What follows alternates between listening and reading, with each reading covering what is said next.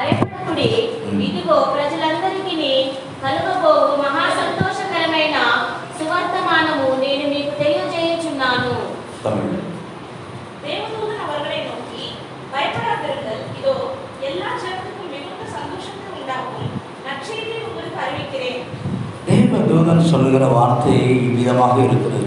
దేవుని దూత చెప్పే మాట ఈ విధంగా ఉన్నవి. ஒரு மனிதனுக்கல்ல, எல்லா ஜனத்திற்கும் சந்தோஷத்தை உண்டாக்குற நற்செய்தியை நான் அறிவிக்கிறேன். ఒక మనుషులకు మాత్రం కాదు, మనుషులందరికీ కూడా మంచి సువార్త ప్రకటించే ఉన్నాడు. இயேசுவின் பிறப்பின் போது எல்லா ஜனத்திற்கும் சந்தோஷத்தை அளிக்கக்கூடியதாக இருக்கிறது. యేసు యొక్క పుట్టుక జన్మం అనగా ప్రతి మనుషులందరికీ కూడా ఒక సంతోషకరమైన కార్యమే ఉన్నది. மனிதனுடைய வாழ்க்கையிலே துக்கங்களும் வேதனைகளும் அது பெருகிக் கொண்டே இருக்கிறது. మనుషుల యొక్క జీవితంలో దుఃఖము వేదన అనేది అది అధికమవుతున్నది. ஆனால் இயேசுவின் பிறப்பின் போது அவர்களுக்கு அந்த துக்கங்கள் மாற்றப்படுகிறது. అయితే యేసు యొక్క జన్మను బట్టి వారి యొక్క దుఃఖము అది அந்த మార్చబడుచున్నది. வேதனைகள் மாற்றப்படுகிறது. వేదన మార్చబడుచున్నది. பயம் மாற்றப்படுகிறது. భయము మార్చబడుచున్నది. நம்பிக்கையற்ற நிலவரங்கள் அவரை எடுத்து போடப்படுகிறது. నమ్మకం లేని స్థితి వారి నుంచి తొలగించబడుచున్నది. ஆகையால்தான் இயேசு பிறந்ததான அந்த பிறப்பின் போது சமாதானமும் நற்செய்தியும் சந்தோஷம் என்றெல்லாம் சொல்லப்படுகிறது. అందుకే యేసు యొక్క జన్మదినము ఆ దినమును సమాధానము సంతోషము మంచి సువార్త అని చెప్పబడి ఉన్నది. சமாதானம் என்று சொன்னால் மனிதனுக்குள்ள இருக்கிற பகைகள் தொலைக்கப்படுகிறது. సమాధానము అనగా మనుషుల ఉండే యొక్క పగ తొలగించబడుచున్నది. எத்தனையோ குடும்பங்களில் கணவன் மனைவி பகையாயிருக்கிறார்கள். ఎంతో కుటుంబంలో ఆ యొక్క భార్య భర్తలు పగ పెట్టుకొని ఉన్నారు. பெற்றோர்கள் பிள்ளைகள் பகையாயிருக்கிறார்கள். బిడ్డలు తల్లిదండ్రులు పగగా ఉన్నారు. ஒரே வீட்டில் இருந்தாலும் ஒருவர் பேசாதிருக்கிறார்கள். ఒక ఇంట్లో ఉన్న వాళ్ళు మాట్లాడకుండా ఉన్నారు. ஒரே சபையில் வந்தாலும் ஒவ்வொரு விசுவாசிகளுக்குள்ளே அவர்கள் பேச்சுவார்த்தை கிடையாமல் அப்படியாய் காணப்படுகிறார்கள். ఒకే సంఘానికి వచ్చినా కూడా ఆ యొక్క విశ్వాసులలో ఏక పలుకోటి లేకుండా మాట్లాడకుండా ఉంటున్నారు. இயேசுவின் பிறப்பின் போது இந்த பகை மாற்றப்படுகிறது. యేసు యొక్క జన్మను బట్టి ఆ పగ అనేది మార్చబడుచున్నది. டிசம்பர் 25ஆம் தேதி தான் இயேசு பிறந்தார் என்று வேதத்தில் எழுதப்படவில்லை. డిసెంబర్ 25 తారీఖున యేసు పుట్టారని బైబిల్లో రాయబడలేదు. ஆனால் வேதத்தில் இயேசு பிறந்தார் என்று சொல்றது ஒரு நாள் உண்டு என்று அது உண்மை. అయితే యేసు పుట్టిన దినము అనేది ఒక రోజు ఉన్నాయి, అది నిజమే. கிறிஸ்தவர்கள் இந்த கிறிஸ்துவின் பண்டிகையை ஆசரிக்கும் போது క్రైస్తవులు ఈ యొక్క పండుగలో క్రిస్మస్ ను ఆచరించినప్పుడు பண்டிகை ஒன்றுதான், ஆனால் தினங்கள் மாறுபடுகிறது. అదే పండుగ ఒకటే కానీ దినములు మారుచున్నది. தேதி ஒரே தேதியை அவர் வைத்திருந்தபடியால் அதனால அந்த நாள் தினம் அது மாற்றப்படுகிறது. అయితే తేదీ ఒకే తేదీ కానీ ఆ యొక్క దినము అనేది మార్చబడుచున్నది. அது வியாழக்கிழமையா இருக்கலாம், అది ఒక శుక్రవారం ఉండవచ్చు, திங்கட்கிழமையா இருக்கலாம், అది సోమవారమై ఉండవచ్చు, ஞாயிற்றுக்கிழமையா இருக்கலாம், అది ఆదివారమై ఉండవచ్చు. இப்படி நிறைய தினங்கள் அந்த வருடங்கள் கழிய அது மாறுபடுகிறதாய் காணப்படுகிறது. అదే సమయాలు ఈ దినములు గడిచే కొద్ది ఆ యొక్క తారీఖు అనేది మారిపోతున్నది. இதிலிருந்து நாம் ஒரு உண்மையை நாம் தெரிந்து கொள்ள போகிறோம். దీంట్లో నుంచి ఒక సత్యమును మనం తెలుసుకోబోతున్నాము. தேவன் மாற்றம் இல்லாத தேவன். దేవుడు మార్పు లేని వాడు.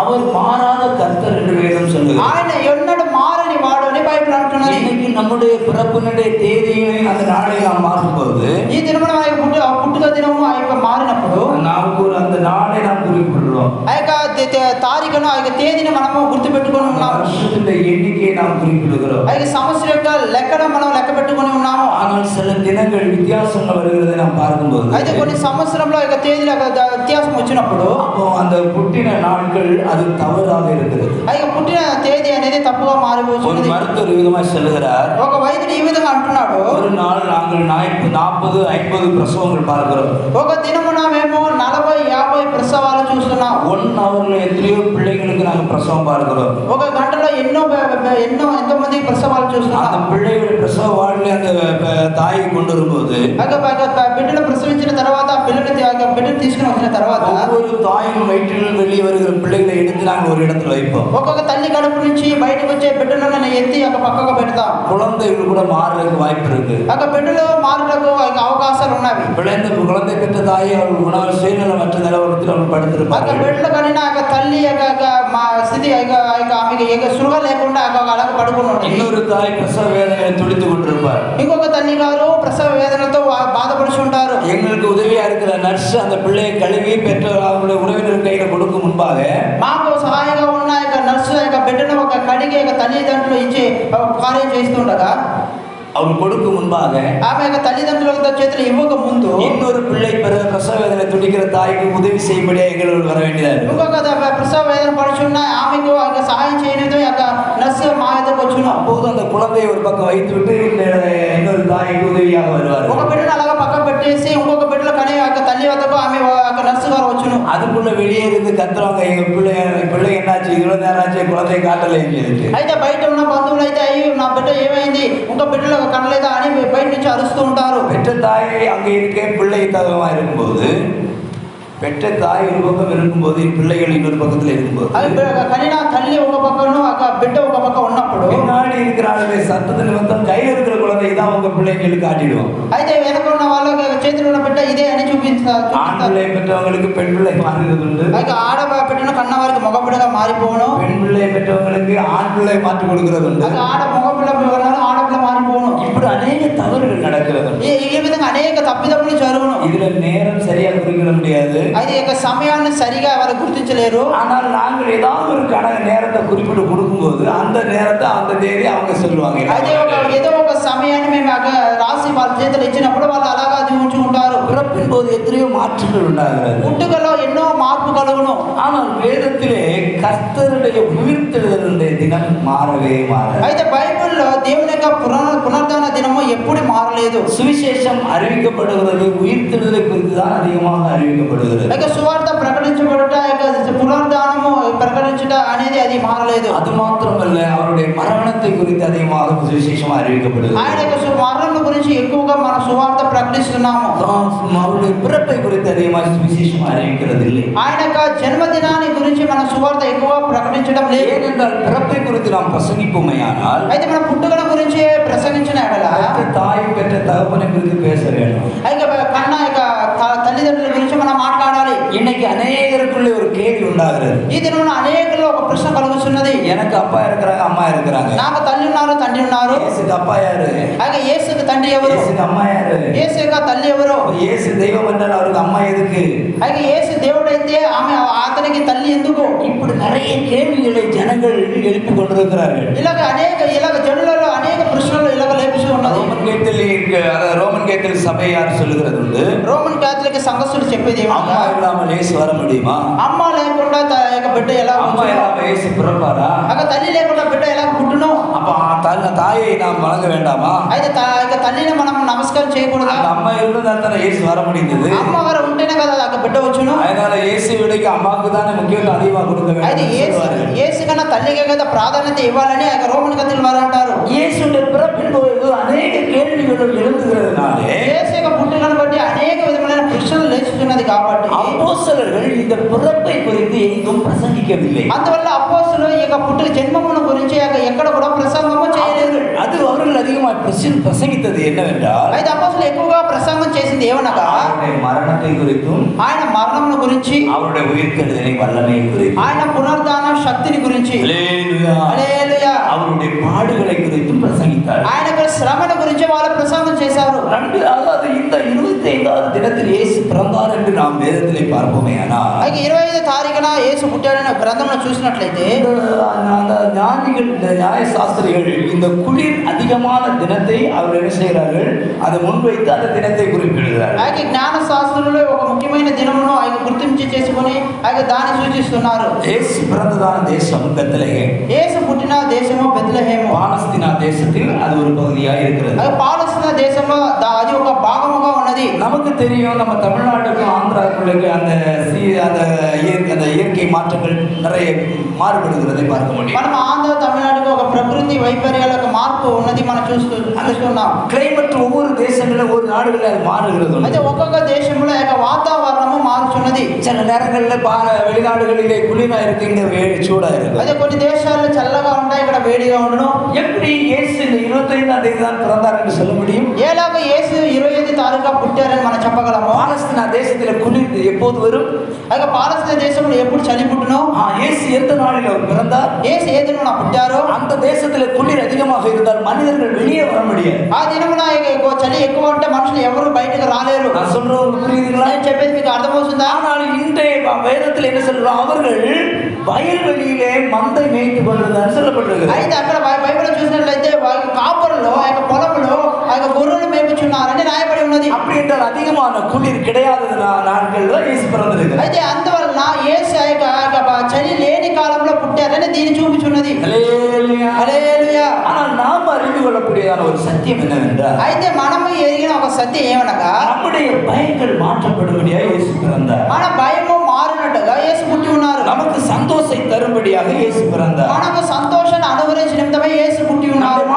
நம்முடைய வாழ்நாட்கள் எத்தனை துக்க செய்திகளை கேட்டுக்கொண்டிருக்கிறோம். మన జీవితంలో అనేక దుఃఖ కార్యములు మనం వింటున్నాము. அந்த துக்கங்கள் மாறும்படியாக இந்த நற்செய்தியை அறிவிக்கும்படியாக இயேசு ఆ பிறந்தார். దుఃఖం మారి నిమిత్తమై దేవుడు సువార్త ప్రకటించే నిమిత్తమై యేసు జన్మించి ఉన్నారు. எவ்வளவு சந்தர்ப்பங்களில் நாம் பலவீனங்களாய் மாற்றப்படுகிறோம். అనేక సందర్భంలో మన బలహీనంగా మారి ఉన్నాము. நம்மை பலப்படுத்தும்படியாக இயேசு பிறந்தார். మనల్ని బలపరిచే నిమిత్తమై యేసు జన్మించి ఉన్నారు. ஹல்லேலூயா. హల్లెలూయా. இயேசு ஒரு அனுதினமும் நம்மை பிறக்க வேண்டும். యేసు అనుదినము మనలో జన్మించాలి. அப்போஸ்தலன் பவுல் விதமாய் சொல்லுகிறார், అపోస్తలుడు పౌలు ఈ విధంగా అంటున్నారు, கிறிஸ்து மறுபடியும் உங்களுக்குள்ளே உருவாகும் வரைக்கும் క్రీస్తు మరలా మీలో జన్మించే వరకు நான் கர்ப்ப வேதனைப்படுகிறேன். నేను గర్భ వేదన పడుచున్నాను. தேவனுடைய பிள்ளையை கிறிஸ்து நம்மில் பிறக்க வேண்டுமேனா దేవుడి బిడ్డ క్రీస్తు మనలో జన్మించాలంటే ஆவிக்குரிய ஜீவிதத்திலே நமக்கு பாடுகள் உண்டு. ఆత్మీయ జీవితం మనకు శ్రమ ఉన్నది. அது நிமித்தம் வேதனைகள் உண்டு. దాని నిమిత్తం వేదన ఉన్నది. நம்ம நல்லவர்களை போய் பேசுகிறவர்கள் இன்னொரு பகுதியை நம்மை தவறாக பேசுகிறது உண்டு. మనతో బాగా మాట్లాడే వాళ్ళు ఇతరులు వేరే వాళ్ళతో మన గురించి చెడ్డగా మాట్లాడతారు. அவர்களைப் போல நல்லவர்கள் யாருமே இல்லை என்று சொன்னவர்கள்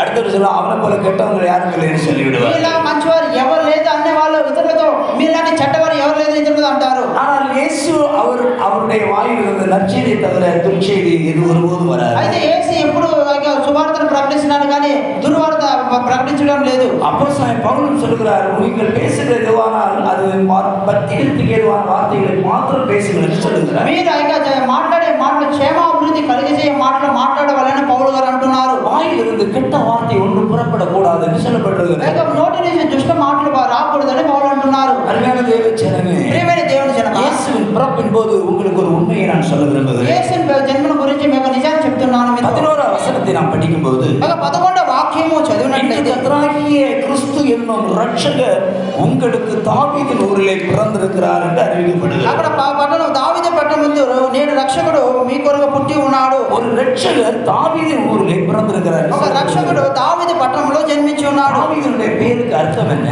దావీదు అనే పేరుకి అర్థం ఏంటి? அவன் மிகவும் பிரியமானவர். ఆయన చాలా ఇష్టుడు. அவன் கர்த்தருக்கு பிரியமானவர். అతడు యెహోవాకు హృదయానుసారుడు. அருமையான தேவ ஜனமே, ప్రియమైన దేవుని జనమా, நீங்களும் நானும் கர்த்தருக்கு பிரியமாக இருந்தால் మీరు నేను దేవునికి ఇష్టడై ఉంటే நம்மில் இயேசு பிறப்பார். మనలో యేసు జన్మించును. நம்மில் இயேசு பிறப்பார். మనలో యేసు జన్మించును. உங்களுடைய பிரியமான சுபாவத்திலே இயேசு வெளிப்பட முடியும். మీకు ఇష్టమైన స్వభావంలో దేవుడు యేసు బయలుపడగలడు. ஹல்லேலூயா. హల్లెలూయా. அது மாத்திரமல்ல, అంత మాత్రం కాదు, இயேசு பிறந்ததற்கு ஒரு அடையாளம் கொடுக்கப்படுகிறது. యేసు పుట్టిన దానిని ఒక సిగ్నమ్ ఇవ్వబడి ఉన్నది. 12వ வசனத்திலே விதமாய் சொல்லப்பட்டிருக்கிறது. 12వ வசனத்திலே 12వ వాక్యంలో ఈ విధంగా చెప్పబడి ఉన్నది, பிள்ளையை துணையிலே சுற்றி முன்னணியிலே கிடத்திருக்கிற காண்பீர்கள், இதுவே உங்களுக்கு அடையாளம் என்று. ఒక శిశువును పొత్తిగుడ్డలో చుట్టి ఒక తొట్టిలో పండుకొని ఉంటురు, ఇదే మీకు ఆ చిహ్నమై ఉండును అని చెప్పబడి ఉన్నది. இயேசு பிறந்ததற்கு ஒரு அடையாளம் கொடுக்கப்படுகிறது. యేసు పుట్టుకకు ఒక గుర్తు ఇవ్వబడి ఉన్నది. இயேசு பிறக்கிறதற்கு 700 வருடங்களுக்கு முன்பாக ஏசாயா தீர்க்கதரிசி விதமாய் சொல்லுகிறார், యేసు పుట్టుకకు ముందు 700 సంవత్సరాల ముందు యెషయా ప్రవక్త ఈ విధంగా చెప్పి ఉన్నారు, ஒரு கன்னிகை கற்பம் தரிப்பாள். ఒక కన్యక గర్భం ధరించును. அவருடைய பிறப்பிலே ஒரு கன்னிமையை வெளிப்படுத்துகிறது. అయితే ఆమె పుట్టుక అనేది ఒక కన్యకను చూపుచున్నది. அவர் பிறக்கும் போது சகல அதிகாரத்தோடு பிறக்கிறார் என்று சொல்லப்படுகிறது. ఆయన యొక్క జన్మం అనేది సకల అధికారంతో ఆయన జన్మించును అని చెప్పబడి ఉన్నది. புறத்தனம் அவருடைய கையிலே கொடுக்கப்படுகிறது. ఆయన యొక్క అధికారము ఆయన చేతిలో ఉన్నది. ஹல்லேலூயா. హల్లెలూయా. பூமியிலே எத்தனையோ பிள்ளைகள் பிறக்கிறது உண்டு. భూమిలో అనేక బిడ్డలు పుట్టుచున్నారు, எல்லாருக்கும் அந்த அதிகாரம் கொடுக்கப்படுகிறது. ఎవరికి అధికారం ఇవ్వబడలేదు. வேதத்திலே நாம் வாசிக்கும் போது బైబిల్ చదివినట్లయితే குழந்தையா இருக்கும் காலம் வரைக்கும் చిన్న ప్రాయంలో ఉన్న కాలం వరకు அடிமைக்கும் குழந்தைக்கும் எந்த வித்தியாசமும் இல்லை. అయితే ఇక మానుషులకు ఇక బిడ్డకి ఏ వ్యత్యాసం లేదు. நீ ஒரு தனவந்தனுக்கு பிறந்திருக்கலாம், నువ్వు ఒక ధనవంతుడికి పుట్టవచ్చు, நீ ஒரு ஞானிக்கு பிறந்திருக்கலாம், జ్ఞానికి పుట్టవచ్చు, இந்த உலகத்திலே நல்ல பேர் புகழ் படைத்ததான ஒரு தாய் தகப்பனுக்கு பிறந்திருக்கலாம். ఈ లోకంలో పేరు ప్రఖ్యాత ఖ్యాతి పొందిన తల్లిదండ్రులకు నువ్వు పుట్టావు. ஆனால் அவனுடைய வீட்டில் வேலை செய்கிற வேலைக்காரனுக்கு எந்த ஸ்தானமோ అది ఇంట్లో పనిచేసే పని మనిషి ఏ స్థానమో அந்த குழந்தைக்கும் அதே ஸ்தானம் தான் கொடுக்கப்படுது. ఆ యొక్క వారికి ఉన్న స్థానమే ఇక బిడ్డ చేయుటకు ఇవ్వబడును. హల్లెలూయా. హల్లెలూయా. நான் பணக்காரனுக்கு பிறந்ததனால் அதிகாரம் கொடுக்கப்படாது. నేను ధనవంతుడు కాబట్టి నాకు అధికారం ఇవ్వబడదు. அதிகாரம் பெறுவதற்கு ஒரு வளர்ச்சி தேவை. అధికారం పొందుకొనుటకు ఒక ఎదుగుదల అవసరము. ஆவிக்குரிய ஜீவிதத்தில் நாம் வளரும்போது தான் ஒரு அதிகாரம் கொடுக்கப்படுகிறது. ఆత్మీయ జీవితంలో మనం ఎదిగినప్పుడే అధికారం మనకు ஒரு ఇవ్వబడుతుంది. கம்பெனியில் ஒரு மனிதன் வேலைக்கு அவன் போக வேண்டுமேனால், ఒక కంపెనీలో ఒక మనిషి ఒక పనికి వెళ్ళాలంటే, நான் வேலை செய்ய விரும்புகிறேன் என்றால் அவன் வேலை கொடுக்கிறதில்லை. నేను అతను పని చేయాలని ఆశపడుతున్నాను కాబట్టి ఆ పనిని అతనికి ఇవ్వడు. நீ செய்கிற வேலை உனக்கு தெரியுமா, உனக்கு பழக்கம் இருக்கிறதா, அனுபவம் இருக்கிறதா என்று கேட்பார்கள். నీకు ఈ పని నీకు తెలుసా, నువ్వు చేసే అనుభవం ఉన్నదా అని వాళ్ళని అడుగుతారు. நான் சொல்ற புரியுதா? నేను చెప్పేది మీకు అర్థమవుతుందా? அது உண்மைதானா? అది నిజమే కదా. நீ இந்த வேலையை செய்ய விரும்புகிறது உண்மைதான். నువ్వు ఈ పని చేయటకు ఇష్టపడుతున్నావు, నిజమే. எப்போது இந்த வேலையை நீ செய்து பழகி இருக்கிறாயா என்று கேட்பார்கள். ఎప్పుడైనా ఈ పని నువ్వు చేసి అనుభవం నీకు ఉన్నదా అని అడుగుతారు. హల్లెలూయా. ஊழியம் கூட அப்படிதான். సేవ కూడా అలాగే. அனுபவம் இல்லாத ஒரு வருஷம் கூட சபையில இருந்து ஊழியம் செய்யாதவனை 2 சபை கொடுத்து ஊழியம் கொடுக்கிற ஊழியம் அல்ல. ఏ అనుభవం లేకుండా యొక్క సంఘము 2 సంఘములు చేయక సేవ ఇచ్చడం అది పద్ధతి కాదు. இந்த சபையை ஒருவனுக்கு ரெண்டு சபையை கொடுக்கறதுக்கு ஒரு ஆளைக்கு டிரான்ஸ்ஃபர் போடுறாங்க. అయితే ఈ సంఘములో 2 సంఘములు యూజిటగా ఇక ట్రాన్స్ఫర్ వేసి ఉన్నాం. ஆனா ஒரு வருஷமாவது சபையில ஒரு குடும்பமா இருந்து வந்தவங்களுக்கு சாப்பாடு போட்டு தண்ணி கொடுத்து டீ காபி கொடுத்து அந்த பழக்கம் இருக்கான்னு கேட்டு பாருங்க. అయితే సంఘంలో ఒక సంవత్సరైన టీ ఇచ్చి నీళ్ళు ఇచ్చి భోజనం ఏదైనా పెట్టి అనుభవాలకు ఉందని అడుగు చూడండి. பழக்கம் இல்லாதவர்களுக்கு இந்த சபையை கொடுக்கறதுக்கு ஆவியானவர் பேசினாருன்னு பொய் சொல்லுகிறார்கள். అయితే అనుభవం లేని వాళ్ళకు సంఘం ఇస్తున్నారని ఆత్మదేవుడు అంటున్నారని అబద్ధం చెప్తున్నారు. சொல்ற புரியுதா? నేను చెప్పేది మీకు అర్థమవుతుందా? புரியுதுன்னு சொல்றாங்க. அல்லையே சொல்லுங்க. అర్థమవుతుందా అని చెప్పేవాళ్ళు అల్లరే చెప్పండి. హల్లెలూయా. உலகத்தின் கம்பெனியிலே உலக வேலைக்கு ஒரு அனுபవం வேண்டுமேனால், లోకంలో ఒక కంపెనీలో పనిచేయడానికి ఒక అనుభవం కావాలంటే, தேவனுடைய ஊழியம் செய்வதற்கு அனுபவம் தேவை. దేవుని యొక్క సేవ చేయడానికి అనుభవం అవసరము. ஆகையால் தான் குழந்தையா இருக்கிற வரைக்கும் அடிமைக்கும் அவனுக்கு வித்தியாசம் இல்லை என்று வேதம் சொல்லுகிறது. అందువల్ల బిడ్డగా ఉన్నప్పుడు ఆ యొక్క బిడ్డకు యొక్క దాసుడికి యొక్క ఎటువంటి యొక్క తేడా లేదు. ஆனால் இயேசுடைய பிறப்பு அப்படி இல்லை. యేసు యొక్క జన్మము అలా లేదు. அவர் பிறக்கிறதுக்கு முன்பாகவே ఆయన పుట్టక ముందే அவர்கள் அதிகாரம் உடையவர்களாய் பிறக்கிறார். ఆయన అధికారం గలవాడుగా ఆయన జన్మించాడు. சகல அதிகாரம் அவருக்கு கொடுக்கப்படுகிறது. సకల అధికారము ఆయనకు అనుగ్రహించబడేది. சகலத்துவம் அவருடைய தோளில் இருக்குமா? ఆయనకు అధికారం ఆయనకు రాజ్య భారం ఆయన భుజం మీద ఉండను. அந்த வசனத்தை வாசிங்க. ஏசாயால அந்த வசனத்தை சொல்ல நமக்கு ஒரு குமாரன் கொடுக்கப்படுகிறான். 9:6 చదవం. ఏలయనగా మనకు ఒక శిశువు పాలు పొరకముందే ఒక శిశువాదం పొరగరాదు. ఆయన కుమారుడుగానే పుట్టుతారు. చూడండి, చిన్న వయసులే రాజ్యభారం భుజం మీద వస్తుంది. ఆశ్చర్యకరుడు, ఆలోచనకర్త, బలవంతుడైన దేవుడు, நித்தியுடகு தன்றி. பாருங்க, அந்த அதிகாரத்தில் கூட சமாதானம் இருக்கு, பகை இருக்கு. అధికారంలో సమాధానం ఉంది. அந்த அதிகாரத்தில் என்ன இருக்கு? అధికారంలో ఏమున్నది? இன்னைக்கு மனிதனுடைய கையில அதிகாரம் சமாதானத்தை கெடுக்கிற அதிகாரம். ఈ దినమున మనుషుల చేతిలో ఉన్న అధికారం సమాధానం చెడగొట్టే అధికారం. சொல்றவங்களுக்கு புரியுதா? నేను చెప్పేది మీకు అర్థమవుతుందా? இது என்னுடைய சபை, ఇది నా యొక్క సంఘము, இது என்னுடைய ப்ராப்பர்ட்டி, ఇది నా యొక్క సొత్తు. நான் இருஞ்சுனா இருக்கணும், போஞ்சுனா போகணும். నేను ఉండమంటే ఉండాలి, వెళ్ళమంటే వెళ్ళిపోవాలి. என்னுடைய அதிகாரத்தில் சமாதானம் இருக்கிறதா? ఈ యొక్క అధికారంలో సమాధానం ఉన్నదా? இங்கே பகை உண்டாகிறது. ఇది యొక్క పగను పుట్టిస్తున్నది. இங்க உள்ள விசுவாசி இன்னொரு இடத்துல போய் மாற்றுறது, ఇక్కడ ఉన్న విశ్వాసం ఇంకొక మారిపోతున్నారు. இங்க உள்ள ஊழியக்காரன் இன்னொரு இடத்துல மாற்றுறது, ఇక్కడ సేవకులు ఇంకొక స్థలంలో మార్చేది. மனிதனுடைய அதிகாரம் அது மனிதனுக்குள்ளே பகையையும் வேதனையும் துக்கத்தை கொண்டு வருகிறது. మనుషుల్లో ఉన్న అంగీకారం ఆలోచన మనుషునికి పగను పుట్టిస్తున్నది. ஆனால் தேவன் அனுப்பினால் அங்க துக்கம் வருமா? అయితే దేవుడు నడిపిస్తే దుఃఖం కలుగునా? தேவன் அனுப்பினால் அங்க பகை வருமா? దేవుడు నడిపించిన పగ వచ్చినా? அவருடைய அதிகாரம் அது சமாதானத்தை கொடுக்கிறதா இருக்கிறது. దేవుని అధికారం అది సమాధానం గల అధికారంగా ఉన్నది. இயேசுடைய பிறப்பிலே அதிகாரம் கொடுக்கப்படுகிறது. యేసు యొక్క పుట్టుకలో అధికారం ఇవ్వబడి ఉన్నది. ஆனால் இயேசு நம்மில் பிறந்தால் நமக்கும் கூட அதிகாரம் கொடுக்கப்படுகிறது. యేసు మనలో జన్మించినట్లయితే మనకు అధికారం ఇవ్వబడుతుంది. சீசரோடு இயேசு விதமாய் சொல்லுகிறார், శిష్యులతో యేసు ఈ విధంగా చెప్పారు, வானத்திலும் பூமியிலும் சகல அதிகாரம் எனக்கு கொடுக்கப்படுகிறது. ఆకాశమందున భూమి మీద నాకు సకల అధికారం ఇవ్వబడి ఉన్నది. ஆகையால் நீங்கள் புறப்பட்டு போய் అందువల్ల మీరు వెళ్ళి பிதா குமாரன் பரிசுத்தாவி நாமத்தினால் ஞானஸ்நானம் கொடுத்து తండ్రి కుమార పరిశుద్ధాత్మ నామములో బాప్తిసం ఇచ్చి நான் உங்களுக்கு கற்றுத்தந்ததை அவர்கள் கை கொள்ளும்படிக்கு பிரசங்கியுங்கள் என்று சொல்லுகிறார். నేను మీకు బోధించిన దాన్ని వాళ్ళు గైకొన్నట్లు వాళ్ళకి ప్రసంగం బోధించుడి అని చెప్పి ఉన్నారు. சுவிசேஷம் 28 28ஆம் அதிகாரத்தில் நாம் அதை வாசிக்கிறோம். మత్తయి సువార్త 28వ అధ్యాయంలో మనం చదువుచున్నాము. 19వ వచనం వాసిమా 19 18 19 28 19. ஆகையால் நீங்கள் புறப்பட்டு போய் ஆ. சகல ஜாதிகளையும் சீர்திருத்தி, ஆ. பிதா, குமாரன், பரிசுத்தாவின் நாமத்திலே ஆ. அவர்களுக்கு ஞானஸ்நானம் கொடுத்து, ஆ. நான் உங்களுக்கு கட்டளையிட்ட யாவையும் ம். அவர்கள் கைக்கொள்ளும்படி அவர்களுக்கு உபதேசம் பண்ணுங்கள். ஆ. இந்த உலகத்தின் முடிவு வரைக்கும் சகல நாட்களிலும் நான் உங்களுடனே கூட இருக்கிறேன் என்றார். 18ஆம் வசனம் வாசிமா. அப்பொழுது இயேசு சமீபத்தில் வந்து அப்பொழுது இயேசு சமீபத்தில் வந்து அவர்களை நோக்கி, ஆ. வானத்திலும் பூமியிலும் ஆ. சகல அதிகாரமும் எனக்கு கொடுக்கப்பட்டிருக்கிறது.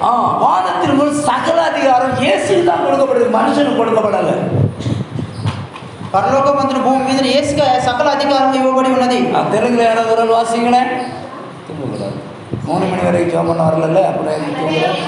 అయితే యేసు వారి యొద్దకు వచ్చి, ஆ పరలోకమందును ஆ భూమి మీదను నాకు సర్వాధికారము ఇయ్యబడి ఉన్నది. ஆ அவனிங்க இயேசுக்கு சர்வ அதிகாரம் கொடுக்கப்பட்டிருக்கிறது. యేసుకు సర్వాధికారం ఇవ్వబడి ఉన్నది. மனுஷனுக்கு அதிகாரம் கொடுக்கப்படல. ఇది మనిషికి అధికారం ఇవ్వబడలేదు. வேதத்தில் ஒரு ராஜா இருந்தார். వేద గ్రంథం బైబిల్లో ఒక రాజు ఉన్నాడు. இயேசுவே நியாயம் விசாரித்து கொண்டிருந்த வேளையில యేసుని యొక్క న్యాయ తీర్పు తీర్చినప్పుడు அவன் இயேசுவிடத்தில் விதமாய் சொல்லுகிறார், అతను యేసు వద్ద ఈ విధంగా అన్నాడు, உன்னை விடுவிக்கிறதற்கும் నిన్ను విడిపించుటకును சிலுவையில் அறைகிறதற்கும் సిలువ వేయుటకును எனக்கு அதிகாரம் உண்டு எனக்கு தெரியாதா? నాకు అధికారం ఉన్నది నీకు తెలియదా?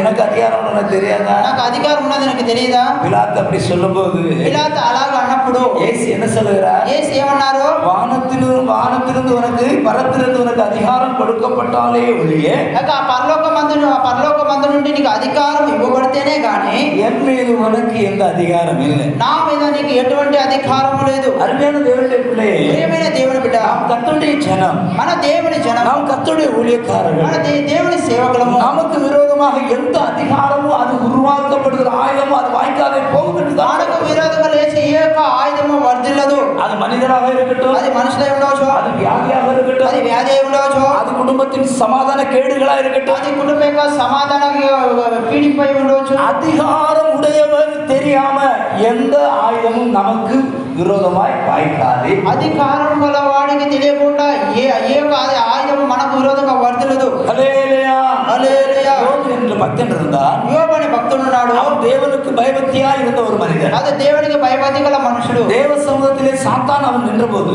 దేవుని సన్నిధిలో సాతాను నిలబడినప్పుడు அவனுடைய சமாதானத்தை கெடுக்கும்படியாக தேவனிடத்திலே அவன் பர்மிஷன் கேட்கிறார். అతని యొక్క సమాధానం చెడగొట్టిన నిమిత్తమే అది దేవుడి వద్ద పర్మిషన్ అడుగుతున్నాడు. ஆசீர்வாதத்தை கெடுக்கும்படியாக தேவனிடத்தில் பர்மிஷன் கேட்கிறார். ఆశీర్వాదాన్ని చెడగొట్టిన నిమిత్తమే సాతాను దేవుడి వద్ద పర్మిషన్ అడుగుతున్నాడు. ஆண்டவர் அவன் கேட்டதற்கு அவன் பர்மிஷன் கொடுக்கிறார். అయితే దేవుడు అతను అడుగున నిమిత్తమే యొక్క పర్మిషన్ ఇస్తున్నాడు. ஆனால் அவனுடைய பிராணனை எடுக்கிறதுக்கு உனக்கு அதிகாரம் இல்லை என்று అయితే சொல்லுகிறார். అతను ప్రాణము తీయటకు నీకు అధికారం లేదని అన్నారు. அப்படியானால் ஒரு மனிதன் நம்மளை சோதிக்க வேண்டுமே, ஆனால் ఒక మనుషుడు మనం శోధించాలంటే, மனிதன் அல்ல பிசாசே நம்மளை சோதிக்க வேண்டுமே, అంటే ஆனால் సాతానే మనం శోధించాలంటే தேவனுடைய அதிகாரத்திற்கு கீழ்தான் அவன் நம்மை சோதிக்க முடியும். దేవుని యొక్క అధికారానికి కిందే అతను మనల్ని శోధించగలడు. அதாவது தேவனுடைய பர்மிஷன் இல்லாமல் அவன் நம்மை சோதிக்க முடியாது.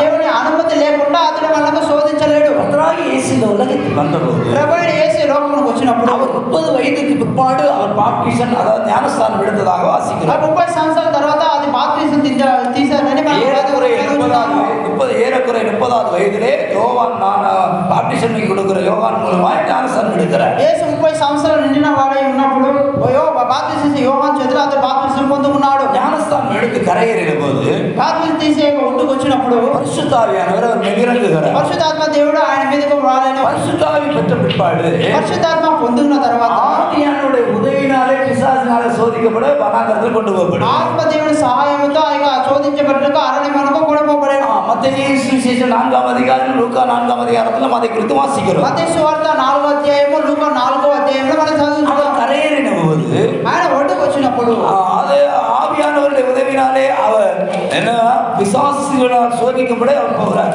ఆత్మ మూలంగా ఆయన అరణ్యమునకు సాతాను శోధించబడ్డకు అది నడిపించబడి. லூக்கா 4ஆம் அதிகாரம் 1ஆம் வசனத்தை படிங்க. లూకా 4:1 చదవండి.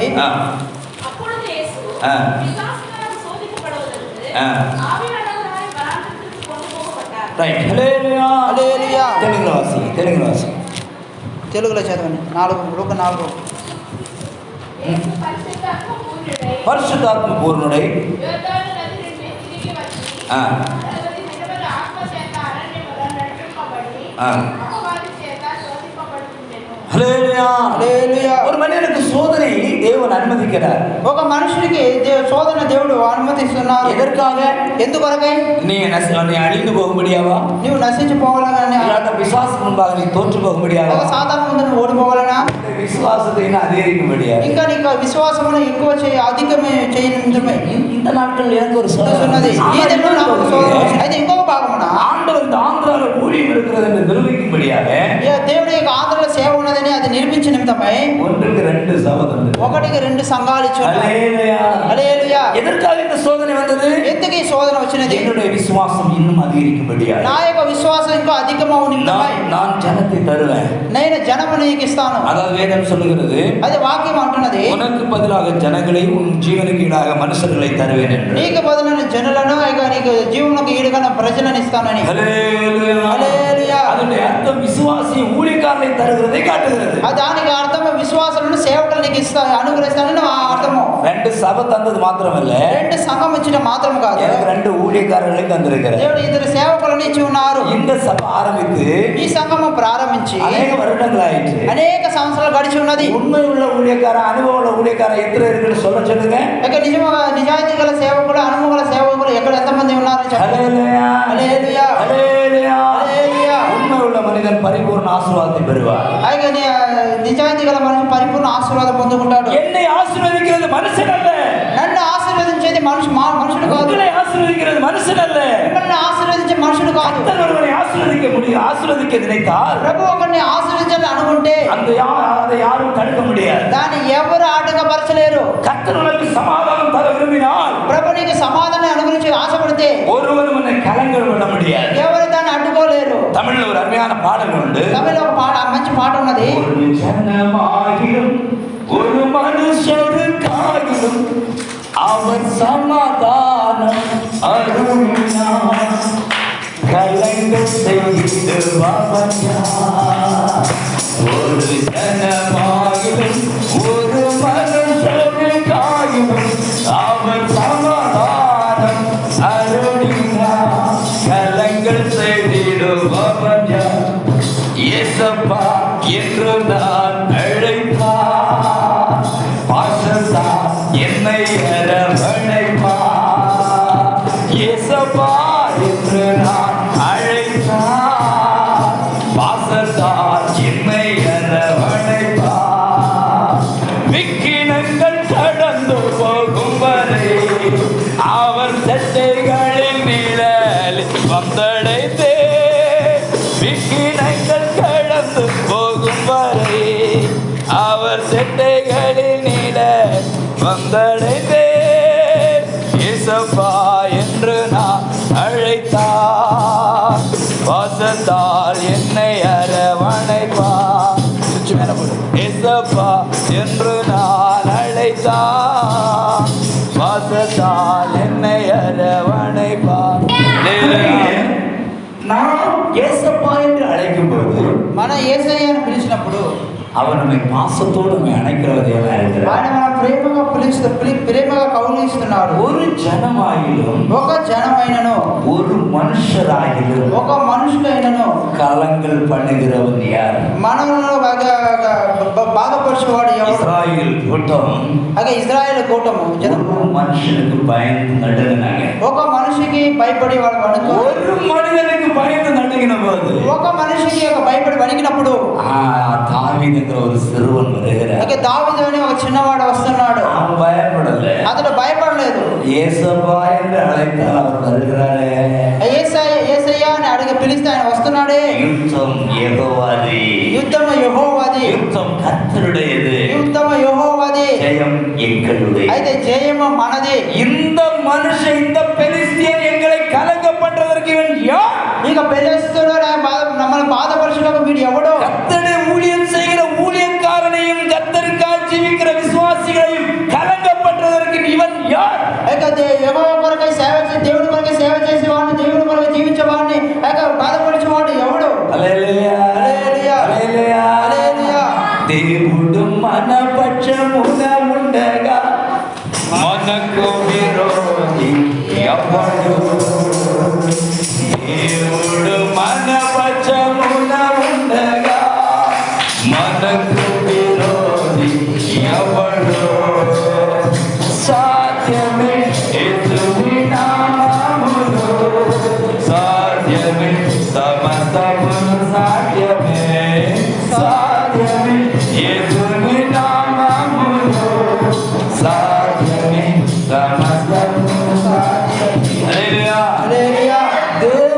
நம் பட்சம் இருக்கும்போது நமக்கு விரோதியா யாரும் இருக்க முடியாது. దేవుడు మన పక్షంగా ఉంటే మనకు విరోధి ఎవరు? தேவன் அறியாமல் ஒன்றும் சம்பவிக்காது. అయితే దేవునికి తెలియకుండా ఏది మన జీవితంలో సంభవించదు. சோதனை வருகிறது நாம் கலக்க பண்ணும்படியாக அல்ல. శోధన వచ్చుట మనల్ని భయపెట్టు కాదు, நம்முடைய விசுவாசம் அதிகரிக்கும்படியாக. మన యొక్క విశ్వాసం అధికమవుటకు இயேசுவின் பிறப்பிலே அதிகாரம் உண்டு. యేసు యొక్క జన్మములో అధికారం ఉంది. அவர் அறியாமல் ஒன்றும் உனக்கு எனக்கு சம்பவிக்காது.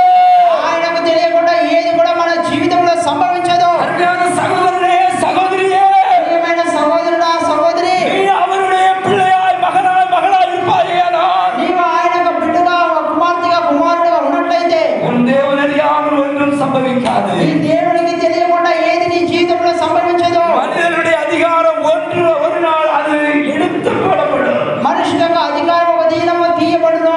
ஏனென்றால் ராஜாக்களுடைய இருதயங்களை அவர் நீர்க்கால்களை போல திருப்புகிறார். ఆయన రాజులకు హృదయమును ఆయన నీటి వలె ఆయన మలుపుచున్నాడు. ஹல்லேலூயா.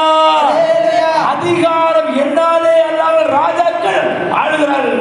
అయ్యా నా వల్ల అధికారం నా వల్ల కాకుండా రాజులు ఏలరు. நான் அதிகாரம் கொடுத்தா யாரும் ஆள முடியாது. నేను అధికారం ఇవ్వకపోతే ఎవరు ఏలరు. அருமையான தேவ ஜனமே, ప్రియమైన దేవుని జనమా, இயேசுவின் பிறப்பிலே அதிகாரம் இருக்கிறது. యేసు యొక్క పుట్టుకలో అధికారం ఉన్నది. இயேசுடைய பிறப்பில் ஒரு அடையாளம் கொடுக்கப்பட்டது என்று நாம் பார்த்தோம். యేసు యొక్క జన్మమున ఒక చిహ్నము ఇవ్వబడి ఉన్నది. அந்த பிள்ளை துணியிலே சுற்றி முன்னிலையிலே கிடத்தப்படுகிறது. ఆ యొక్క బిడ్డ పొత్తిగుడ్డతో చుట్టి ఆ ముందు పరువులు పెట్టారు. அதாவது பசு பாக்கள், அதாவது பாட்டு தொழுவத்திலே கிடந்திருக்கும். ఆ యొక్క పశువుల పాకలో పెట్టి ఉన్నారు. அதனுடைய அர்த்தம் என்ன? దాని యొక్క రహస్యమే, ఆ కారణమేమి? அருமையான தேவ ஜனமே, ప్రియమైన దేవుని జనమా, தேவன் தன் பிறப்பிலே எளிமையை நமக்கு வெளிப்படுத்துகிறார். దేవుడు తన జన్మముల యొక్క దీనత్వమును బయలుపరుస్తున్నాడు. இயேசுடைய பிறப்பின் போது நாம் விலை உயர்ந்த வஸ்திரம் தருகிறதல்ல, இயேசுடைய பிறப்பை நாம் நினைவு கூறுகிறது. యేసు యొక్క పుట్టిన దినమున ఆయన విలువగల వస్త్రం ధరించడం కాదు, యేసు యొక్క పుట్టుక. இன்னைக்கு நிறைய பேர் இந்த நாட்கள்ல புதிய துணி உடுத்துறாங்க. ఈ దినమున చాలా మంది కొత్త వస్త్రాలు ధరిస్తున్నారు. நான் உடுத்துற துணி பார்த்தீங்களா, தும்பு தும்பா இருந்திருக்கிறேன். అయితే నేను ధరించిన వస్త్రాలు చూసారా ఎలా ఉన్నాయని? ஆனால் நான் உடுத்த வெள்ளை துணி உங்கள்கிட்ட இல்லையே. అయితే నేను ధరించిన వస్త్రం తెల్ల బట్టలు నీ మీద లేదు. ஆனாலும் கிழிப்பு இருக்குது. అయితే అది చిరిగిపోయి ఉన్నది. ஸ்கூல்ல நான் சின்ன வயசுல படிக்கும்போது, స్కూల్లో చిన్న ప్రాయం చదివినప్పుడు, நீங்க நினைக்கிறதால பெரிய படிப்புன்னு படிக்கல, சின்ன படிப்பு தான் படித்தேன். నేను మీరు అనుకున్నట్లు గొప్ప గొప్ప చదవలేదు, ఏదో కొద్దిగా చదువుకున్నాను. அந்த சின்ன படிப்புல எனக்கு கற்றுக் கொடுத்த ஒரு பாடத்தில் இப்படியாக இருக்கிறது. ఆ చిన్న ప్రాయంలో బడిలో నేర్పించిన ఒక కాని ఈ విధంగా ఉన్నది. கந்தையானாலும் கசக்கி கட்டு, అది ఇక మురికి గుడ్డ అయినా అది ఉతికి అది వేసుకున్నాము. கூழானாலும் குடித்த பிற்பாடு குடி. అది అంబలైనా అది పులిసిన తర్వాత తాము. அல்லேலூயா. హల్లెలూయా. குடித்த பிற்பாடு நாம் சாப்பிடும்போது நிறைய விளைவுகள் நம்முடைய சரீரத்திலே அது காணப்படும். అది ఇక పులిపోయిన తర్వాత అది తాగినప్పుడు మన శరీరానికి అది అనేక మేలు కలుగ చేయను. அதனால குளிச்ச பிற்பாடு சாப்பிடுறது ரொம்ப நல்லது. అది పులిపి అయిన తర్వాత తాగడం మంచిది. அல்லேலூயா. హల్లెలూయా. அருமையான தேவனுடைய கிறிஸ்துவின் பிறப்பு அது தாழ்மையை வெளிப்படுத்துகிறது. క్రీస్తు యొక్క జన్మం పుట్టుక అనేది అది తగ్గింపును బయలుపరుస్తున్నది. அவர் மாட்டு தொழுவத்திலே அவர் ஏழ்மையாக அவர் அங்கே கிடத்தப்படுகிறார். ఆయన పశువుల పాపలో చాలా తగ్గింపుతో కనపడుచున్నాడు. அவர் பிறப்பின் போது அவரை வைத்திருக்கிறதற்கான அந்த சத்திரத்திலே இடம் கொடுக்கப்படவில்லை. ఆయన జన్మదినమున ఆయనకు ఉంచుకుంటూ సత్రంలో స్థలం లేదు. அவருடைய பிறப்பை குறித்து நாம் படிக்கும்போது, ఆయన పుట్టుకల గురించి మనం చదివినప్పుడు, யோசேப்புக்கு மரியாளுக்கு விவாகமும் நிச்சயிக்கும் முன்பாகவே மரியாளுடைய வயிற்றிலே இயேசு அவர் உருவாயினார். అయితే యేసుగా మరియకు యోసేపుకు ప్రదానం చేయక ముందే యేసు ఆయనలో గర్భ ధరించున్నారు. ஏனென்றால் அந்த நாட்கள் உலக குடிமதிப்பு எழுதப்படும் நாட்களிலே ఆ దినమున ప్రజా సంఖ్య రాయబడం ముందు யோசிப்பு தனக்கு நியமிக்கப்பட்டதான இந்த மரியாதை அவர் என்ன செய்தார், தனக்கு அந்த குடிமதிப்பு எழுதும்படியாக அவர் எழுதி கொடுத்தார். అయితే యోసేపు తనకు నియమించి ఉన్న మరియ కూడా తనతో కూడా ప్రజా సంఖ్య రాయుటకు సిద్ధంగా ఉన్నారు. ஆனால் அவர்கள் அந்த பத்திரத்தில் எழுதி கொடுக்கும் முன்பாகவே மரியாளுடைய வயிற்றிலே இயேசு உருவாகிறார். అది పత్రంలో రాసే ముందే మరి యొక్క గడపలో యేసు ఆయన కలిగి ఉన్నారు. ஆனால் அவருடைய அந்த அதாவது அவர்கள் விவாகத்துக்கு நியமிக்கப்பட்ட பிற்பாடு, వివాహమునకు నియమించిన తర్వాత, குழந்தை உருவானது தெரிஞ்சவுடன் அவர் பிரியலாம் என்று அவர்கள் மனதா இருந்தார். బిడ్డ కలిగిన తర్వాత వాళ్ళు విడిపోవాలని వాళ్ళకు ఆలోచన వచ్చి ఉన్నది. ஏனால் நீதிமானாக இருந்தபடினால் அவன் தள்ளிவிட బలిపీడ మనదిల్లాமல் అతడు నీతిమంతుడు ఉన్నది కాబట్టి అతడు అది ద్రోహం మనసు లేకుండా அவன் துக்கப்படுகிறான். అతడు దుఃఖపడుచున్నాడు. அதனால அவனுக்கு முதலாக இயேசுடைய பிறப்பு யோசேப்புடைய துக்கத்தை கூட மாற்றுது. అయితే మొదటి యేసు యొక్క పుట్టుక ఆ యొక్క యోసేపు యొక్క దుఃఖమును మారుస్తున్నది. யோசேப்புக்கு கர்த்தருடைய தூதன் என்ன சொல்லுகிறார்? యోసేపు ప్రభు యొక్క దూత ఏమన్నాడు? நீ உன் மரியாள் வயிற்றில் இருக்கிற குழந்தை குறித்து நீ கவலைப்பட வேண்டாம். నీవు మరియ కడుపులో ఉన్న బిడ్డను బట్టి నువ్వు బాధపడవద్దు. அது கர்த்தரால் உருவானது. అది దేవుని వల్ల కలిగినది. அது தேவன் எனப்படும். అది దేవుడు అనబడును. హల్లెలూయా హల్లెలూయా. துக்கங்கள் மாறிற்று.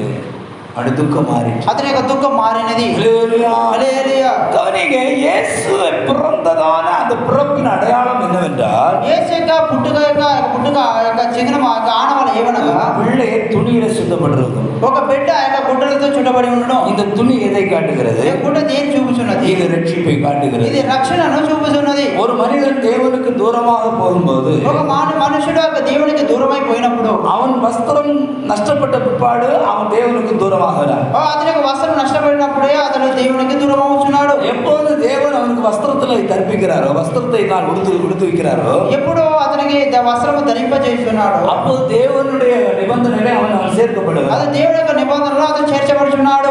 தான் தேவனுடைய வசனம் விதமாக சொல்லப்பட்டிருக்கிறது. అందుకే దేవుని యొక్క వాక్యం ఈ విధంగా చెప్పబడి ఉన్నది. நிர்வாணமாய் காணப்படாதபடிக்கு ஜாக்கிரதையா இருக்க வேண்டும். నువ్వు వస్త్రహీనుడుగా కనబడకుండానట్లు జాగ్రత్తగా ఉండుము. தேவன் தருகிறதான ரட்சிப்பை நாம் இழந்தவர்களாய் காணப்படக்கூடாது. దేవుడు అనుగ్రహించిన రక్షణను మనం నష్టపరచుకున్న వారుగా కనబడకూడదు. இன்னைக்கு கிறிஸ்துவின் பிறப்பை நினைவுறுகிற நீங்களும் நானும் ఈ దినమున క్రీస్తు యొక్క పుట్టుకను ఆ యొక్క జన్మదినమును జ్ఞాపకం చేసుకున్న మీరు నేను அவர்கள் தந்த ரட்சிப்பில் நாம் நிலைத்திருக்கிறோமா? ఆయన ఇచ్చిన అనుగ్రహించిన రక్షణలో మనం నిలబడి ఉన్నామా? அந்த ரட்சிப்பாகி அந்த துணி சுற்றப்பட்டு அந்த முன்னணியிலே புல்தொட்டிலே நாம் கடத்தப்படுகிறோமா? ఆ యొక్క రక్షణ అనే వస్త్రంతో చుట్టబడి మన దేవుని ముందు మనం ఉన్నామా? புல் உலர்ந்து பூ உதிரும், பூ வாடி போகும். ஆக பூ வாடிపోవును.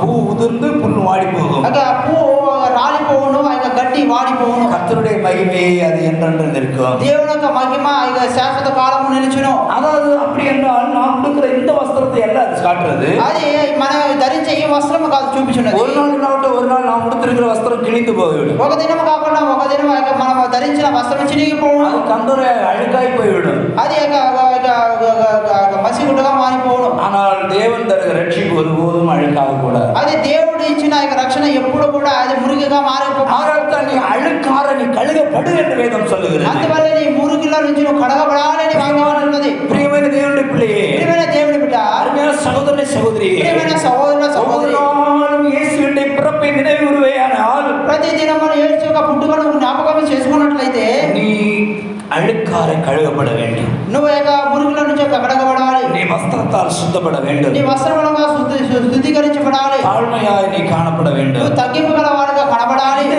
நீங்கள் தீவிரமாய் போய் பாருங்கள் என்று சொல்லப்பட்டிருக்கு. ఇది తీవ్రంగా వెళ్ళి చూడండి అని అంటున్నారు. கீழே நான் வாசிக்கும் போது కింద మనం చదివినప్పుడు பிள்ளை துணிக்கைகளை சுற்றி இருக்கிறது ஒரு அடையாளம் என்று சொன்ன போது ఆ యొక్క బిడ్డను ఆ యొక్క పొత్తి గుడ్డతో చుట్టి ఉన్న దానికి చిహ్నం ఏమనగా 16வது வசனத்திலே படித்தோமேயானால் 16వ వాక్యము చదివినట్లయితే அவர்கள் இயேசுவை பார்த்து தீவிரமாய் போனார்கள். వాళ్ళు యేసును చూడటకు వేగంగా వెళ్ళారు. வாசிகள் ஒருவர் தெலுங்கிலும் தமிழ்ல வாசிங்க. தீவிரமாய் வந்து ஆ. மரியாதையும் யோசேப்பையும் முன்னணியில் கிடத்திருக்கும் பிள்ளையையும் கண்டார்கள். தெலுங்கு. త్వరగా వెళ్ళి ఆ. మరియను యేసుకును రొట్టెలో పట్టుకొని ఉన్న శిశువును చూసిరి. వారు చూచి ఈ శిశువును గురించి తమతో చెప్పబడిన మాటలు ప్రచురము చేసిరి.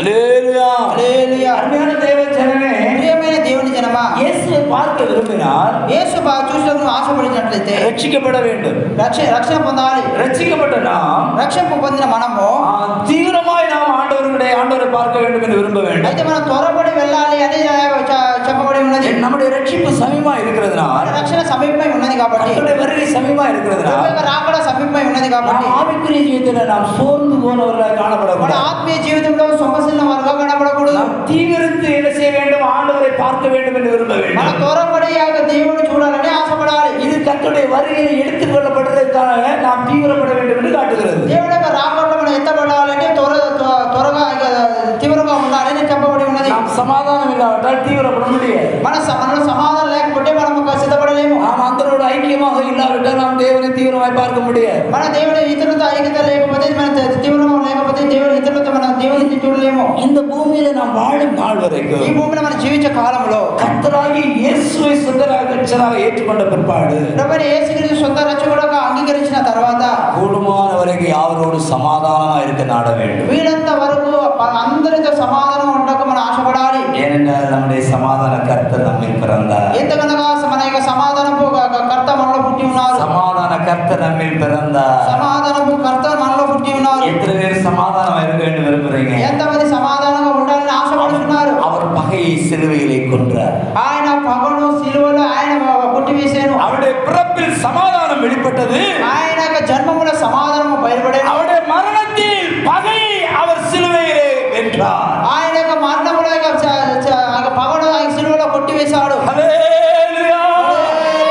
இயேசு பிறந்தது சமாதானம் தரும்படியாய். యేసు జన్మించినది సమాధానమును అనుగ్రహించే నిమిత్తమై. அவர் మరిத்தது పகையை நம்மில் நீக்கும்படியாய். ఆయన మరణించింది పగను మన నుంచి తొలగించే నిమిత్తమై. அவருடைய பிறப்பிலும் மரணத்திலும் அவர் சமாதானத்தை வெளிப்படுத்துகிறார். ఆయన యొక్క జన్మము మరణము సమాధానమును బయలుపరుస్తున్నది. ஆகையால் தான் இந்த சுவிசேஷத்துக்கு ஒரு பேர் கொடுக்கப்பட்டிருக்கிறது. అందువల్ల ఈ సువార్తకు ఒక పేరు ఇవ్వబడి ఉన్నది, சமாதானத்தின் சுவிசேஷம். సమాధానపు సువార్త. இந்த சுவிசேஷத்தை கரங்கள் எடுத்து பிரசங்கிக்கிற சகோதரனே சகோதரியே, ఈ సమాధానపు సువార్తను ప్రకటిస్తున్న సహోదరుడా సహోదరి, உன்னில் பகை இருக்க கூடாது. వీళ్ళ పగ ఉండకూడదు. நீ சமாதானமாய் ஆண்டவருடைய ஊழியம் செய்வாயாக. సమాధానము దేవుడు చేయసేదు కాక. சமாதானம் கெடுக்கிறதற்கு சில பிசாசுகள் வேறு விதமான காரியங்களை அவன் செய்து கொண்டு வருகிறான். సమాధానము చెడుకు నిమిత్తమై సాతాను వేరే విధంగా యొక్క పన్నాగములు చేయుచున్నాడు. ஆகையால் சாத்தானுடைய பிசாசு தந்திரங்களை நீங்கள் அறிந்து అందువల్ల సాతాను యొక్క కుయుక్తిని మీరు ఎరిగి சமாதானத்தை நம்ம இழந்து போகக்கூடாது. సమాధానం మీరు కోల్పోకూడదు. ஆகையால் தான் இயேசு சொல்றார், అందువల్ల యేసు అంటున్నారు, உலகம் தரக்கூடாத சமாதானத்தை நான் தரப்போறேன். ఎవరు ఇవ్వని యొక్క సమాధానం నేను మీకు அது అనుగ్రహిస్తున్నాను. யாராலும் எடுக்க முடியாது. అది ఎవరి మీ వద్ద నుంచి ஒருவர் எடுக்கக்கூடாது கொடுக்கக்கூடாது சமாதானத்தை நான் உங்களுக்கு வைத்து போகிறேன் என்று ఎవరు சொன்னார். తీయలేనని ఇవ్వలేని యొక్క సమాధానం మీకు అనుగ్రహించి వెళ్ళుచున్నాను అంటున్నారు. சமாதான கர்த்தராய் பிறந்த இயேசு సమాధానకర్త అయిన ఈ ప్రభు అయిన యేసు அவர் மரித்த போது சமாதானத்தை நமக்கு வைத்து போகிறார். ఆయన మరణించిన తర్వాత సమాధానం మనలో ఉంచి ఆయన వెళ్ళి ఉన్నారు. சமாதானத்தை எடுத்து போகவில்லை, సమాధానం తీసుకొని వెళ్ళలేదు. சமாதானத்தை உனக்கும் எனக்கு கொடுத்துட்டு போயிருக்கிறார். సమాధానాన్ని నీకు నాకు ఇచ్చి ఆయన వెళ్ళి ఉన్నారు. ஆனால் சமாதானத்தை கெடுக்கிறதுக்கு யார் வருவா? అయితే సమాధానం చెడుటకు ఎవడు వస్తాడో? பிசாசு வருவான். సాతాను వస్తాడు. பவுல் சொல்லுகிறார், పౌలు అంటున్నాడు, சமாதானத்தின் தேவன் தாமே సమాధానపు కర్త சீக்கிரத்தில் சாத்தானை காரியங்களை விதித்து போடும். త్వరలోనే సాతాను యొక్క తలను ఆయన కలిపివేయను, சிக்கிகா தொக்கப்பட்டது. ఆయన త్రొక్కి వేయను. அல்லேலூயா. హల్లెలూయా. சீக்கிரமாய் கர்த்தர் வரப்போகிறார். త్వరలో ప్రభు రానై ఉన్నాడు. சமாதானத்தின் கர்த்தர் சீக்கிரமா வரப்போகிறார். సమాధానము కర్త త్వరలో రానై ఉన్నాడు. அவர் குழந்தை இயேசு வர மாட்டாரு. ఏడు ఆయన బిడ్డగా ఆయన రారు. அவர் சர்வ அதிகாரமுடையவராய் ராஜாதி ராஜாவாய் கர்த்தாதி கர்த்தாவாய் வெளிப்படுவார். ఆయన సర్వాధికారముల వాడుగా రాజులకు రాజు ప్రభు ప్రభు ఆయన రాబోతున్నారు. அந்த தேவனை சந்திக்க நீ ஆயத்தமா? ఆ దేవుని సూచనకు నువ్వు సిద్ధమా? அந்த தேவனை சந்திக்க நீ ஆயத்தமா? ఆ దేవుని సూచనకు నువ్వు సిద్ధమా? ஒரு சில நிமிடங்கள் எல்லாரும் எழுந்து நில்லுங்க. ఒకసారి మన అందరూ లేచి నిలబడతాం. அருமையான தேவனுடைய பிள்ளை, ప్రియమైన దేవుని బిడ్డ, இந்த நாளில் கர்த்தராகிய இயேசுவின் பிறப்பின் நாள் என்று சொல்லப்படுகிறது. ఈ దినమున యొక్క ప్రభు యొక్క యేసు యొక్క పుట్టినదినం చెప్పుతున్నారు. ஆனால் அவர் ரட்சிப்பு தேவனாக பிறந்தார். ఆయన రక్షించే దేవుడుగా ఆయన జన్మించి அவர் ఉన్నారు. ரட்சிக்க கூடாதபடிக்கு அவருடைய கரம் குறுகி போகவில்லை. ఆయన రక్షించకుండా నిమిత్తమే ఆయన కరము కుర్చగా పోలేదు. அவர் அளிக்கும் ரட்சிப்பு, அவர் அளிக்கும் சமாதானம் அவரோடு வரப்போகிறது. ఆయన అనుగురించి సమాధానం రక్షణ ఆయనతో కూడా మనకు రాబోతున్నది. ஹல்லேலூயா. హల్లెలూయా. இயேசு நம்மில் இருக்கும்போது நமக்கு ரட்சிப்பு உண்டு. యేసు మనలో ఉన్నప్పుడు మనకు రక్షణ ఉన్నది. இயேசு நம்மில் இருந்தால் சமாதானம் உண்டு.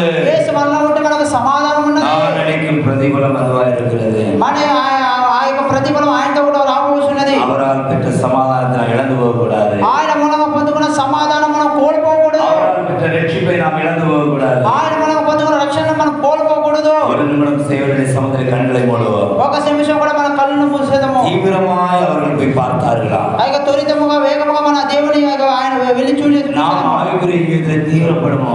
మనం కూడా తీవ్రపడదేమో. ஆவியிலே அனலாயிரங்கள் கர்த்தருக்கு ஊழியம் செய்யணும்னு சொல்லப்படுகிறது. ఆత్మలో தீவிரத கலவாரை ఆత్మలో తీవ్రత சேவிச்சுடி. ఆత్మలో తీవ్రత గలవారైతే ప్రభుని సేవించుడి. ஆவியிலே நாம் அனலாயிருந்து கர்த்தருக்கு ஊழியம் செய்ய வேண்டும். మనం ఆత్మలో యొక్క తీవ్రత గలవారి ప్రభుని సేవించాలి. அவர் பிறப்பில் ஆவி, ఆత్మ ఆయన పుట్టుక ఆత్మ, அதாவது ஆவியினால் அவர் பிறந்தார். ఆయన ఆత్మ మూలంగా జన్మించాను, மாம்சத்தில் வெளிப்பட்டார், ఆయన శరీరధారిగా బయలుపడాను, மனு மகிமையிலே சேர்த்துக் கொள்ளப்பட்டார். ఆయన మహిమలో చేర్చబడాను. அந்த இயேசுவை குழந்தை இயேசுவாக நாம் நினைக்க வேண்டாம். ఆ యేసుని బాల యేసుగా మనం అనుకోకూడదు. சிலுவையில் அறையப்பட்ட இயேசுவாக நாம் நினைக்க வேண்டாம். సిలువలో వేల కొట్టబడిన యేసుగా మనం అనుకోకూడదు. உனக்காக எனக்காக பரிந்து பேசுகிற இயேசுவா இருக்கிறார். నీ కొరకై నా కొరకై విజ్ఞాపన చేసే యేసయ్య ఉన్నారు. பிதாவின் வலது வருஷத்திலே அவர் பரிந்து பேசுகிறவராக இருக்கிறார். తండ్రి యొక్క కుడి పరవాసమున నీ కొరకై నా కొరకై విజ్ఞాపన చేసేవారుగా ఉన్నారు. இன்னொரு முறை அவர் குழந்தையாக பிறக்க மாட்டார். ఇక మీదట ఆయన బిడ్డగా జన్మించరు. இன்னொரு முறை சிலுவையில் அறையப்படுகிறவராக அவர் வரமாட்டார். ఇంకొక మీదట సిలువలో కొట్టబడ్డగా ఆయన రారు. உன்னையும் என்னை விடுவிக்கிறதற்காக இயேசு வரப்போகிறார். నిన్ను నన్ను విడిపించడం కొరకు యేసు రాబోతున్నారు. அந்த தேவனை சந்திக்க நாம் ஆயத்தப்படுவோம். ఆ దేవుని సంధించడం కొరకు మనం సిద్ధపడదాము. கர்த்தர் நம்மை இந்த வசனங்களால் நம்மை ఆశీర్వదింపారాக. ప్రభు యొక్క వాక్యం మూలంగా దేవుడు మనల్ని దీవించును గాక. இந்த வசனத்தை ஒப்பு கொடுத்து தேவனை ஸ்தோத்திரம் பண்ணுங்க. ఈ వాక్యాన్ని బట్టి దేవుని అందరూ స్తోత్రం చేద్దాము. శబలక తుడిమికల బకట బకతల బలక తురానియా రీదలానగ సత్తుల బలకల బకతురా రీదలానగ తురబక తురబగరియాలగ సదలగడ గడ గడ గడ శబాలగడ కత్తుల బలక తురిమికల బకతురా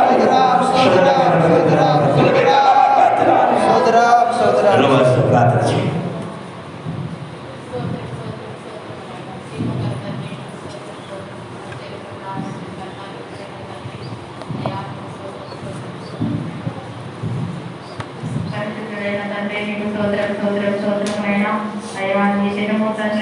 సర్వలోకమునైనా నీ ఎదుట సాగిలపడి నమస్కరించి అయ్యా నీ పుట్టుక దినాన్ని గురించి ప్రపంచమంతా కొనియాడుతున్ననాయన అయ్యా నీకు స్తోత్రం స్తోత్రం స్తోత్రం.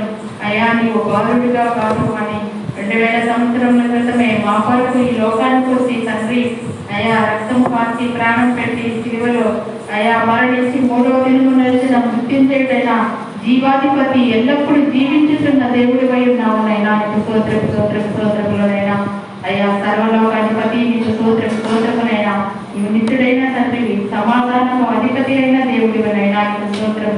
బలవంతుడైన దేవా పుట్టుకతోనే నీ మధువుల మీద రాజ్యభారంతో ఈ లోకాన్ని అడుగుపెట్టిన తండ్రి నీకు స్తోత్రం స్తోత్రం స్తోత్రమునైనా అయ్యా మా లోకం ప్రపంచమంతా పాపము నిండి వినప్పుడు తండ్రి అయ్యా నీ దైవత్వంని విడిచి నిత్యుడిగా ఈ లోకానికి వచ్చిన దేవుడివై ఉన్నావునైనా అయ్యా పాపానికి పరిహారంగా పాపులందరినీ రక్షించుటకు అయ్యా కన్యమర గర్భమున ఈ లోకానికి వచ్చిన దేవానికి స్తోత్రం స్తోత్రమునైనా అయ్యా రక్షించి అయ్యా నీ రాజ్యములో చేర్చుకున్నటకు ప్రతి ఒక్కరికి అవకాశం ఇవ్వటకు నశించి దానిని వెతికి రక్షించుటకు ఈ లోకానికి వచ్చిన దేవానికి స్తోత్రం స్తోత్రం స్తోత్రములనైనా అవునైనా మీరు ప్రస్తుత గ్రంథంలో చెప్పి ఉన్నారు, లోకం ఇచ్చినట్టు కాదు నా శాంతినే మీకు అనుగ్రహించుతున్నాను.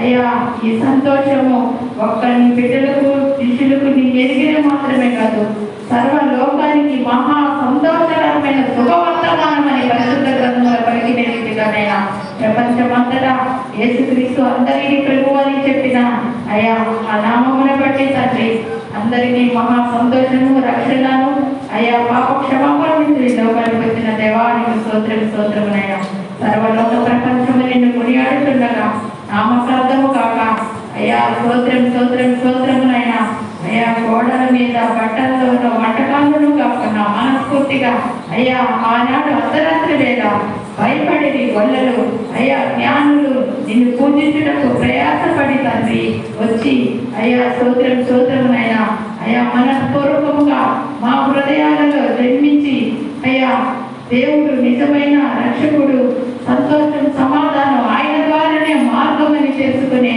అయ్యా నిజమైన భక్తిని వాక్యానుసార జీవితాలు నీ రాకడకు సిద్ధపడే మనస్సును ఇంకా నశించు వారిని రక్షించుకునే కృపను అయ్యా ఆత్మయందు తీవ్రతను కలిగించు వారిగా అనుగ్రహించండి నైనా నీకు స్తోత్రం స్తోత్రమునైనా అపవాది క్రీస్తులను లయపరచి అయ్యా అయ్యా శీఘ్రముగా వాణిని ఐగుప్తులు ఎరిగి నీవు సిలువలోనే శీఘ్రముగా చితకదొక్కిన దేవుడి వై పునరుద్ధరణుడై ఉన్నావు కనుక అయ్యా స్తోత్రం స్తోత్రం ప్రపంచమంతా సమాధానం అనుగ్రహించి ఈ దినమును కొనియాడుతుండగా మనుషులందరికీ శాంతి సమాధానం సంతోషాలు అని కుయుక్తులు ఎరుగుతున్నటకు నీ కృప ఆత్మ కడతాము ఆత్మ జీవస్తాను ప్రతి ఒక్కరికి అనుగ్రహించి చిన్నలను పెద్దలను ప్రతి ఒక్కరికి ఆయుర్వేద్యాలు రక్షణ భాగ్యము అన్నిటిని అనుగ్రహించి అన్నిటిని స్వాధీనంగా సమాధానకర్తకు అధిపతి అయిన నీవు కనుక రాజాది రాజా ప్రభువులకు తండ్రి